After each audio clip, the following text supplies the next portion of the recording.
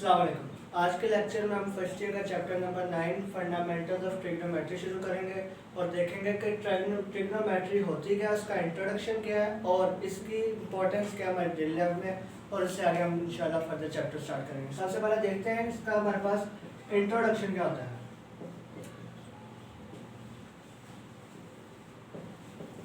तो इंट्रोडक्शन में हमें क्लियरली नजर आ रहा है कि ट्रिग्नोमेट्री जो वर्ड है ये 3 ग्रीक वर्ड से निकल के बना है, जिसका जो है कि ट्राई, गोनी और मिट्री।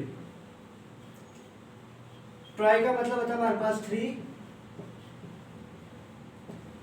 गोनी का मतलब एंगल्स और मिट्री का मतलब होता है मेजरमेंट्स।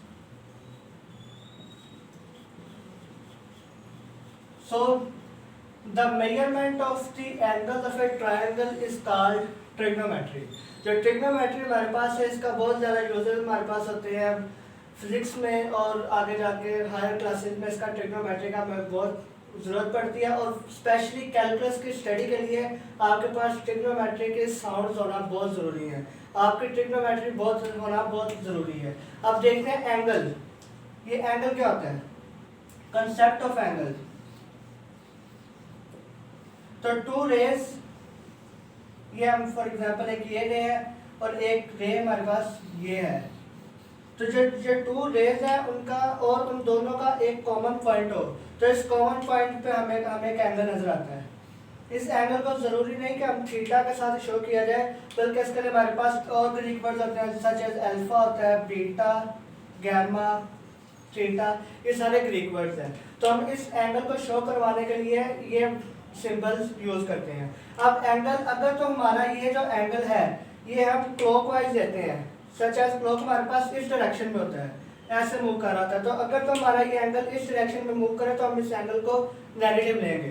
फॉर एग्जांपल ये हमारे पास एक इनिशियल रे है और ये हमारे पास एक फाइनल रे है, और ये हमारा एंगल इस तरफ से क्लॉक की डायरेक्शन में मूव कर रहा है थीटा।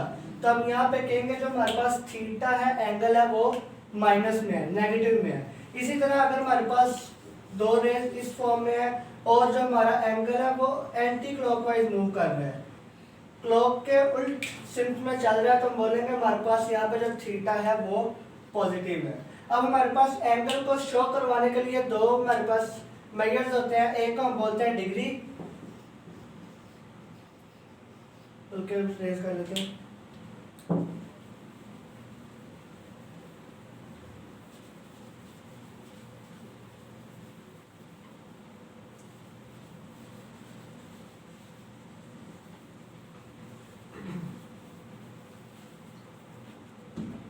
एक होता है हमारे पास डिग्री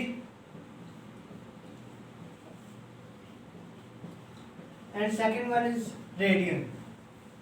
पहले हम देखते हैं दोनों की डेफिनेशन हमारे पास क्या होती है। तो डिग्री, अगर एक हमारे पास ये लाइन सेगमेंट है, ये दिस इज ओ और ये ए, तो अगर तो ये एंगल हमारे पास एंटी क्लॉकवाइज मूव करता हुआ पूरा एक रोटेशन पूरा करें और वापस उसी पॉइंट पे आ जाए जहां से ये शुरू हुआ था, तो हम बोलेंगे कि ये जो है पूरा कंप्लीट रेवोल्यूशन है वो हमने एक 360 degrees, one complete revolution is equal to 360 degrees. ये एक पूरा कंप्लीट रेवोल्यूशन इस तरह के ये एंगल इस पॉइंट से शुरू हो और अपनी लाइन के ऊपर पूरा मूव करता हुआ वापस उसी पॉइंट को कोइंसाइड करे, उसी पॉइंट पे आकर मिले, तो ये एंगल हमारे पास 360 डिग्री होता है in case of anti clockwise. इस केस में ये एंगल इधर मूव कर रहा है। अगर ये एंगल क्लॉकवाइज होगा तो फिर हम बोलेंगे कि ये -360 है, बिकॉज हमने पहले पढ़ा फिर अब एंगल एंटी क्लॉकवाइज चलता है तब पॉजिटिव होता है, जब क्लॉकवाइज चलता है तब हमारे पास नेगेटिव होता है। अब one complete revolution is equal to 360 degrees. हमारे पास 1 डिग्री के अंदर होते हैं 60 मिनट्स। 1 डिग्री को हम फर्दर डिवाइड करते हैं 60 मिनट्स में, और 1 मिनट को हम डिवाइड करते हैं 60 सेकंड में। तो ये जहाँ पे हम सेकंड्स की बात करेंगे वहाँ पे हम डबल डैश यूज करेंगे, और जहाँ पे हम मिनट्स की बात करेंगे वहाँ पे हम सिंगल डैश यूज करेंगे। तो सिंस हमारे पास ये जो 360 है, अब ये 360 वन कंप्लीट रेवोल्यूशन है। अगर हम हाफ रेवोल्यूशन लेना चाहते हैं 1/2 रेवोल्यूशन। हम पूरी नहीं करते बल्कि एक लाइन ऐसे मिल रही है और ये एंगल सिर्फ यहाँ पे आकर रुक गया है, हाफ रेवोल्यूशन है, तो हम उसे बोलेंगे कि ये हमारे पास 180 डिग्रीज है।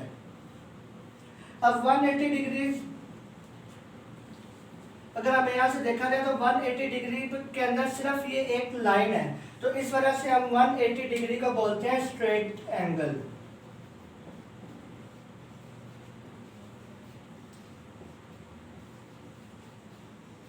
तो कोई भी अगर आपसे पूछे कि स्ट्रेट एंगल कितने डिग्री का होता है तो हम बोलेंगे कि स्ट्रेट एंगल जो होता है वो 180 डिग्री का होता है।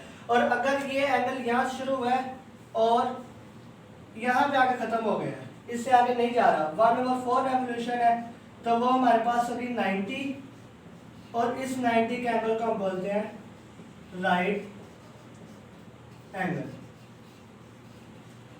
तो सिंस आपको नजर आ रहा है कि जो 90 है, जो 180 है या 360 है, ये सारे हमारे पास मल्टीपल्स हैं 6 के और 10 के।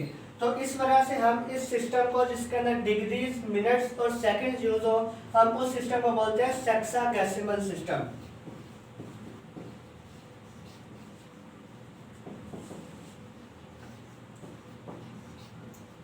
ऐसा सिस्टम जिसके अंदर डिग्रीज, मिनट्स और सेकंड के अंदर हम एंगल की बात कर रहे हैं, उस सिस्टम को हम बोलेंगे सेक्साडेसिमल सिस्टम। तो जब भी इस सिस्टम का नाम लिया जाए तो आपको फौरन याद आ रहना चाहिए कि हमने यहाँ पे जो एंगल यूज करना है उसकी बात हमने डिग्रीज में करनी है, रेडियन में बात नहीं करनी। तो ये सारा गो थ्रू हमने डिग्री में किया। अब देखते हैं कि रेडियन की एक्सप्लेनेशन क्या होती है।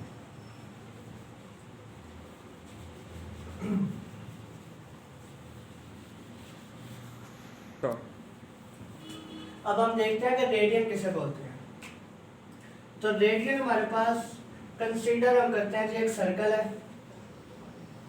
दिस इज आवर सर्कल, उसका जो सेंटर है वो O है और उसका रेडियस हमारे पास R है, ठीक है। तो अगर हम देखते हैं यहाँ पे पॉइंट है, यहाँ पे कोई ऑब्जेक्ट है A पॉइंट पर और वो यहाँ से मूव करना शुरू करता है एंटी क्लॉकवाइज और वो चलते चलते इस जगह पे पहुंच जाता है, दिस पॉइंट, यहाँ पे पॉइंट हमारे पास B। तो हमें नजर आ रहा है कि अगर यहाँ से रेडियस R हो, सर्कल से किसी भी पॉइंट तक का, सेंटर से किसी भी पॉइंट तक का जो हमारे पास फासला आता है वो हमारे पास होता है रेडियस, और इधर से भी सिमिलरली वैसे रेडियस हो जाएगा R। तो एक ये आर्क हमें नजर आ रही है, आर्क उसे बोलते हैं कि सर्कल के सर्कमफ्रेंस पे ऐसा एरिया, ऐसा दो पॉइंट्स के दरमियान एरिया कि जिसकी लेंथ उसके रेडियस के बराबर हो, उसे हम बोलते हैं आर्क। अब हमें यहाँ पे ए बी एक आर्क नजर आ रही है,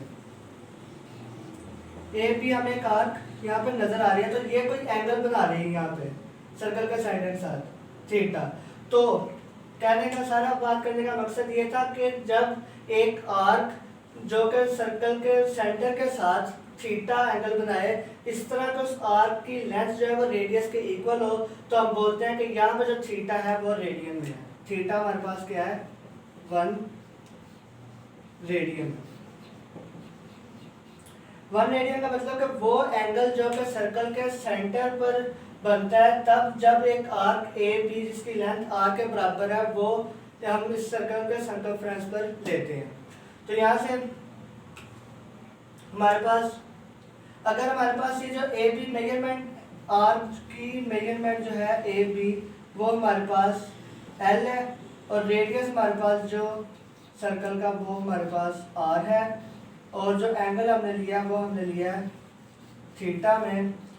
तो इस तीनों चीज़ों के दरम्यान में एक रिलेशन हमारे पास आती है L is equal to R theta, कि जो एंगल हमारे पास रेडियन में है उसको और सर्कल के रेडियस को आपस में मल्टीप्लाई किया जाए तो हमारे पास इस आर की लेंथ बनती है, L is equal to R theta. अब हम यहाँ पे देखते हैं कि रेडियंस और डिग्रीज के अंदर हमारे पास क्या हमारे पास इनका रिलेशन बनता है, वो रिलेशन देखते हैं। अब हमें नजर आ रहा है यहाँ से theta is equal L over R. तो हम जानते हैं कि किसी भी सर्कल का सर्कमफ्रेंस टोटल, किसी भी सर्कल की लेंथ जो होती है वो हमारे पास होती है 2 पाई आर। तो हम यहाँ पे एल को क्वेश्चन 1 में अगर पुट करें एल की वैल्यू यहाँ पे, तो ये हमारे पास बनेगी theta is equal 2 pi R over R. यहाँ से आर और आर कैंसिल, और थीटा इज इक्वल्स टू पाई।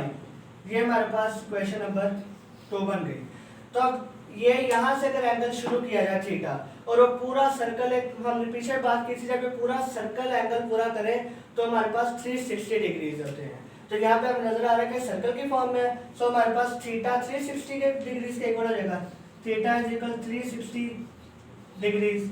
तो इसको हम पुट करते हैं ओवरऑल इक्वेशन में, तो हमारे पास बना 360 degrees is equals to pi radian.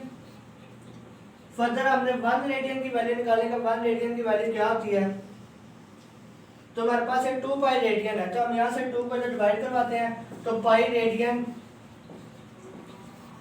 Is equal हमारे पास होगा 360 डिग्रीज डिवाइडेड बाय 2, तो पाई रेडियन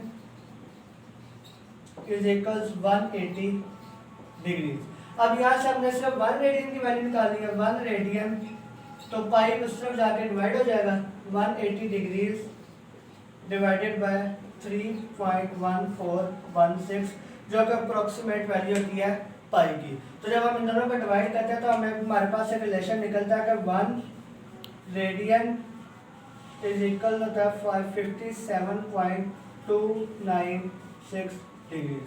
तो ये हमारे पास रिलेशन है कि एक रेडियन जो है वो हमारे पास इक्वल होता है 57.296 डिग्रीज के। तो जब हमें कहा जाएगा कि आपने रेडियन में कोई एंगल दिया जाता है और कहा जाता है कि उसको डिग्री में कन्वर्ट करें, तो सिंपली आपने ये करना है कि 1 रेडियन की जो वैल्यू है उस वैल्यू को उसके साथ मल्टीप्लाई कर देना। फॉर एग्जांपल हमारे पास अगर कुछ कहते हैं कि 3 रेडियन को कन्वर्ट करें डिग्रीज में, तो आप सिंपली सिर्फ 3 रेडियन 3 को इससे मल्टीप्लाई करें, 3 मल्टीप्लाई बाय 57.296 डिग्रीज, तो जो जवाब आएगा वो हमारे पास 3 रेडियन का आंसर होगा।